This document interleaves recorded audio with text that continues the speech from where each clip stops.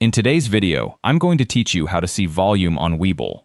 Volume is one of the most useful indicators for confirming whether a price move actually has real conviction behind it, and Webull shows it by default without you needing to dig for it. Let's dive right in.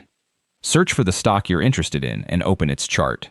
Volume shows up automatically as its own row of bars right at the bottom of the price chart, often labeled VOL, sitting directly beneath the main price action. Now, here's how to actually read it, since the raw bars don't mean much without context. Rising price alongside rising volume is generally a bullish signal, since it means more buyers are genuinely backing that move higher.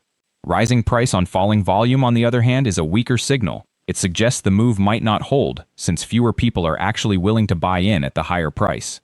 And falling price paired with rising volume tells you there are more sellers than buyers in the mix at that moment, adding real weight behind the downward pressure. One bonus tool worth knowing about if you want to go a level deeper, Webull also includes a free volume by price indicator, sometimes labeled VERV-P, which shows you exactly how much volume traded at each specific price level, rather than just over time. It's genuinely useful for spotting support and resistance zones, and worth knowing this is the kind of feature you'd often have to pay for on other charting platforms, but it comes included free on Webull. And that covers it. Volume sits right at the bottom of any stock's chart by default, and pairing it with the price direction tells you a lot more than the price move alone. Thanks for watching, and happy trading.